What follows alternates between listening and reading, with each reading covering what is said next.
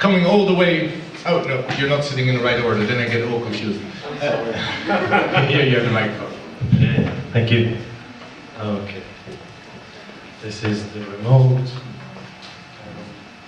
Yeah. Okay. So one presentation about the maker movement, or these people called makers, or so-called makers, that are changing the way we deal with the technology. Okay. So I'm talking to you about this little board, which is an electronic board, but it's also a way to empower people and to have new social innovation paradigms. I am Davide Gomba, and I'm the head of Officine Arduino, and I'm also an associate in the Fab Arduino Associations. So if you haven't, please visit us. We are hosted in this awesome place called Toolbox, which makes this wonderful stuff possible. Okay, it's not really common to have such a cool place that it's kind of a melting pot for so many different realities. We have, as Arduino, several places in Europe. Another one is in Malmo. But a lot of other people are doing super interesting stuff with Arduino as well, without having us helping them. And that's the cool part of Arduino. Arduino is an environment to develop cool project, cool stuff.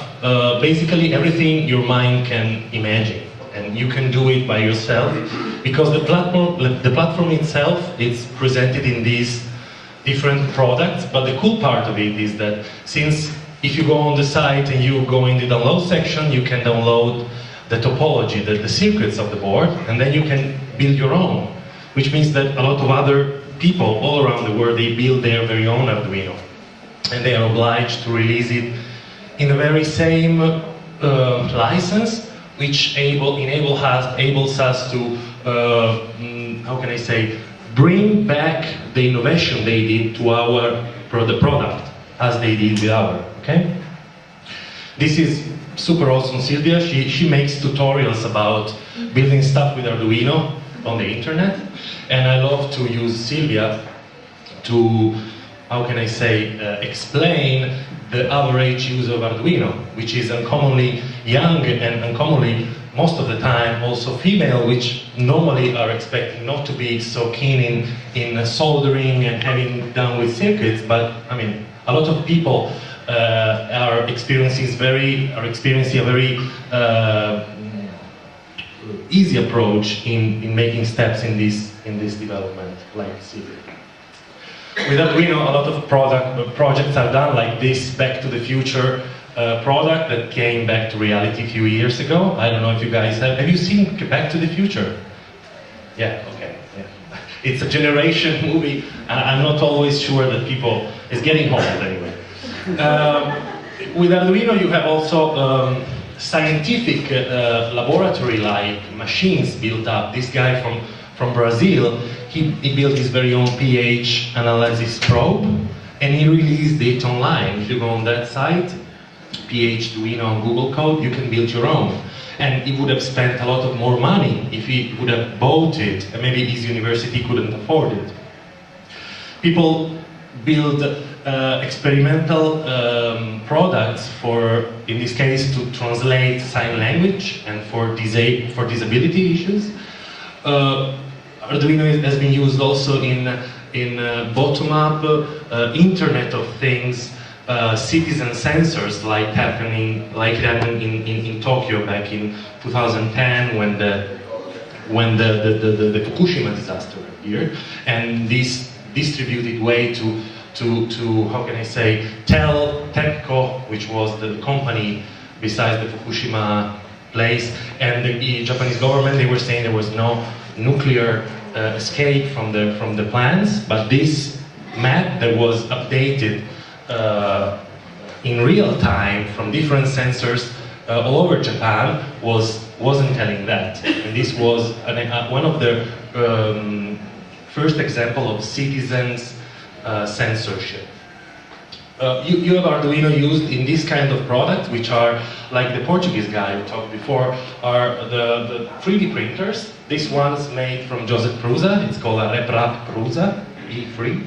But the cool thing about 3D printing, and the main reason why everybody is keeping on talking about 3D printing, is that this timeline. I mean, 3D print was developed the first time at the beginning of the 80s, and for 25 years nobody talked about 3D printing. Nobody developed anything really cool, really new, really easy to use about 3D printing. Anybody in this room maybe knows why?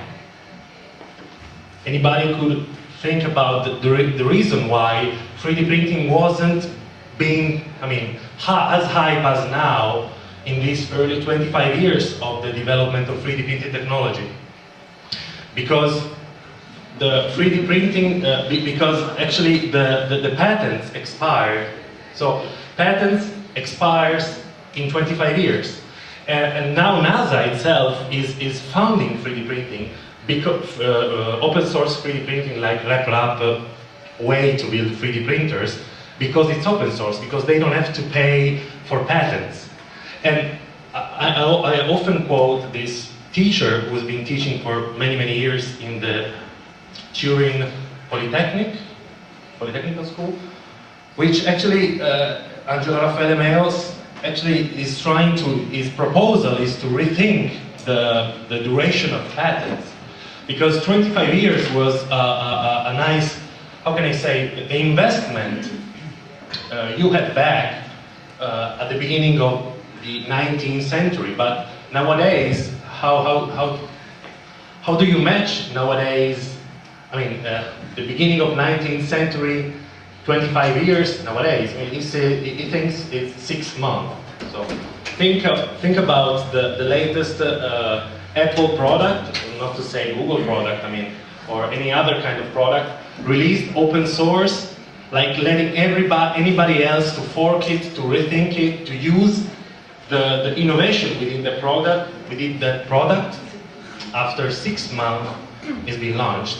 I mean, it's a total outstanding innovation. You have open source approach towards agriculture. There is really cool project called Open Source Ecology, which aims to produce the most common 40 machines in agriculture in an open source way, so letting people build their own tractors and machines like that. And you also have open source Arduino based compatible PLC controller entering as we speak. This has been funded like a few months ago in the industrial world, which means people that runs industry, they are used. Wow, I'm done. Okay, I'll skip this. I'll skip also this, but this is one of my main concepts. The maker movement is shifting the way we relate toward technology. We were taught to relate toward technology as consumers, and the maker movement let us, in a way, relate towards technology in a citizenship way, in a citizen way. So we kind of can deal with technology and can make better technology that better suits our needs. My proposal, I had to think of it. I mean, it was really demanding to think about a proposal, and I came to this proposal myself. So my proposal, if I was to, how can I say, advise Europe to what to do with these kind of places, I'd rather foster STEM-oriented and MOCC or peer-to-peer educational approaches to be more common all around Europe within these kind of spaces, either co-working spaces or maker spaces or fab labs or hacker spaces. So my proposal is to have a more liquid approach toward this kind of bottom-up education and also innovation. Thank you.